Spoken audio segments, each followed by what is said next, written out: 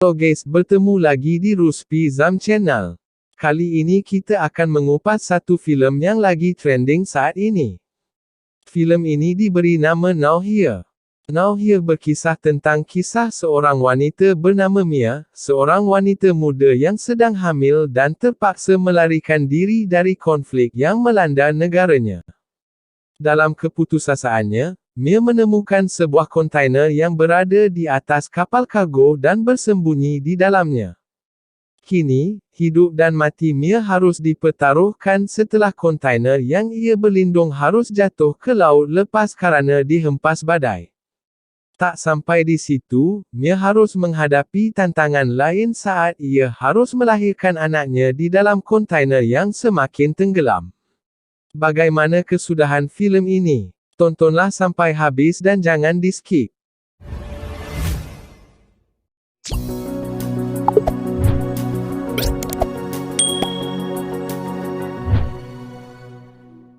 Kita mulakan filem ini. Mia dan Marco suaminya terpisah daripada kontainer yang mereka naiki, kerana kontainer yang mereka naiki saat ini telah diserbu oleh orang ramai. Hal ini membuatkan Nico suaminya telah dipindahkan ke kontainer yang lain. Mia yang terpisah bersama suaminya mula merasa takut dan menelefon suaminya. Namun Nico memberikan kata-kata semangat buat isterinya agar jangan khawatir, pasti hal ini dapat diselesaikan secepat mungkin. Dalam pada itu, lori yang Mia naiki telah sampai ke satu tempat di mana terdapat beberapa orang jahat. Mereka telah membunuh para ibu dan juga kanak-kanak. Hal ini membuatkan Mia semakin tertekan. Ditambah lagi dengan keadaannya yang tinggal keseorangan di dalam kontainer.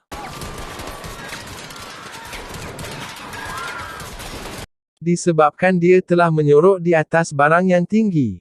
Dia terselamat daripada tembakan orang jahat tersebut. Kini Mia hanya tinggal bersendirian tanpa seorang pun kawannya di dalam kontainer itu. Dia berusaha untuk menghubungi suaminya Nico, namun tidak dapat dihubungi. Kini, dia berusaha untuk meneruskan hidupnya. Tanpa orang tersayang, dia mencari barang-barang yang boleh digunakan, dan cuba untuk memejamkan matanya. Namun, tidak sempat dia memejamkan matanya, dia telah dikejutkan dengan satu gegaran sangat kuat. Kapal yang membawa muatan kontainer telah dibadai ombak, membuatkan kontainer jatuh ke dalam laut.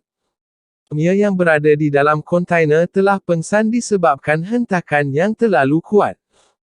Apabila dia sedar, dia mendapati, air telah memasuki dalam kontainer tersebut. Dia mendapati dirinya terapung di atas air di tengah-tengah laut.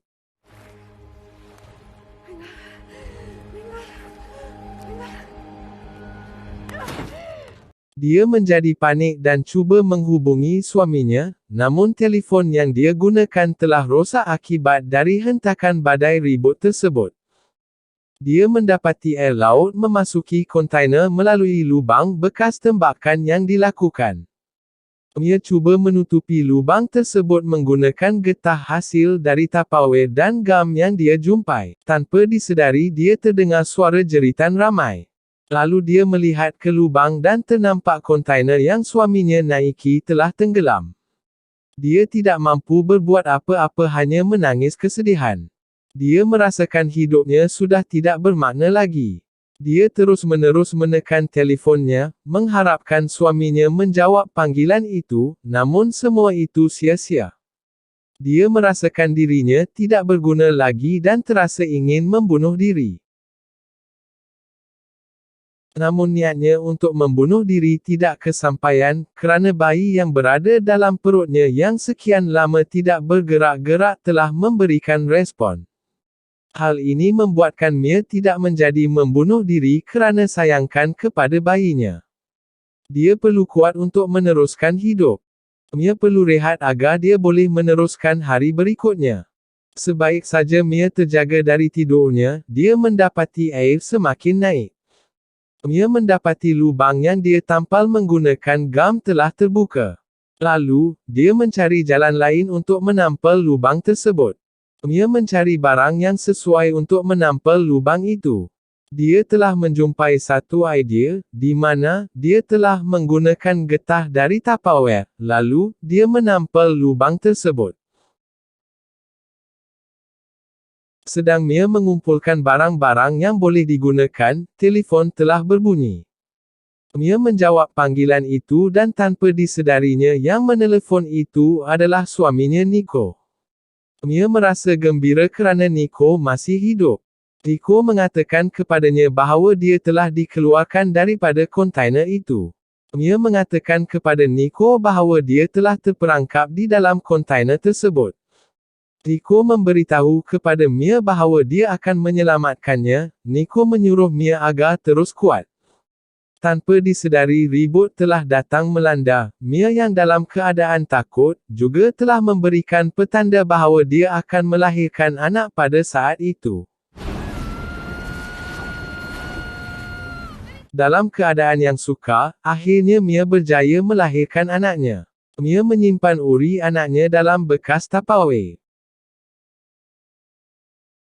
Sehari selepas kelahiran anaknya, anaknya tidak berhenti menangis. Hal ini kerana anaknya memerlukan makanan susu badan, namun, susu badan Mia tidak mengeluarkan susu.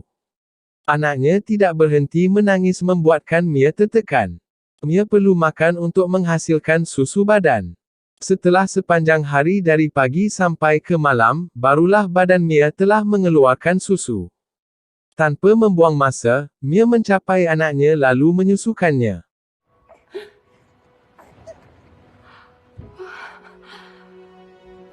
Setelah keesokan harinya, Mia memulakan kerja mengerudi membuat lubang agar dia dan anaknya boleh keluar dari tempat itu. Namun mesin gerudi itu telah kehabisan bateri. Hal ini membuatkan Mia hampir putus asa, namun demi anaknya dia perlu kuat. Dalam keadaan tidak bermaya Mia memotong besi itu menggunakan pisau lipat yang bergigi. Hal ini menyebabkan tangannya berdarah. Waktu malam telah tiba. Mia berasa lapar dan mahu mencari makanan. Akan tetapi, dia tidak mempunyai makanan lain selain daripada uri anaknya sendiri. Untuk meneruskan hidupnya, Mia telah memakan uri tersebut. Keesokan harinya, Mia meneruskan lagi kerjanya untuk membuat lubang. Disebabkan alat mengerudi telah kehabisan bateri, Mia membuka lubang tersebut menggunakan tali yang kuat dan menariknya sehingga terbuka. Akhirnya lubang itu telah terbuka.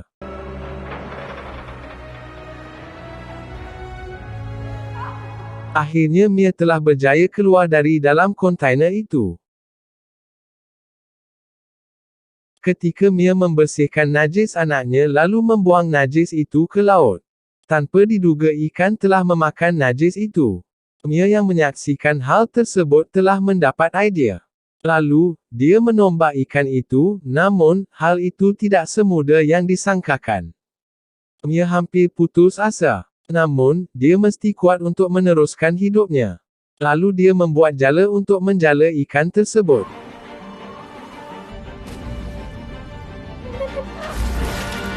Akhirnya Mia berjaya untuk mendapatkan ikan tersebut lalu memakannya tanpa dimasak. Hari demi hari telah berlalu, Mia yang termenung memikirkan nasibnya, mengingati suaminya yang tiada di sisi ketika itu merupakan tamparan yang sangat hebat buat dirinya. Namun, apakan daya, Mia tidak mempunyai sesiapa di saat ini, apatah lagi berada di tengah-tengah laut seperti itu. Belum habis dugaan itu, datang pula dugaan yang lagi kuat buat dirinya. Di mana, suaminya Nico telah nerjaya menghubunginya sempat memberitahu bahawa Nico yang sedang mencari isterinya telah tertangkap dan telah ditembak menyebabkan Nico kehilangan banyak darah. Nico memberitahu kepada isterinya agar isterinya perlu melakukannya sendiri. Nico juga meminta kepada isterinya agar berjanji menyelamatkan diri serta anaknya. Ini membuatkan Mia tidak dapat menahan kesedihannya. Suaminya tidak sempat melihat bayi mereka dan bakal meninggalkan mereka buat selama-lamanya. Hari ke-23 Mia berada di tengah-tengah laut. Hari semakin suntuk, kontainer itu akan tenggelam pada bila-bila masa. Kakinya tersangkut pada tali, dia menyelam untuk memotong tali tersebut. Kontainer itu telah tenggelam sepenuhnya, Mia berjaya keluar dari kontainer itu. Akhirnya, Mia dan anaknya telah berjaya dijumpai oleh nelayan yang melalui kawasan itu. Tamat filem Now Here.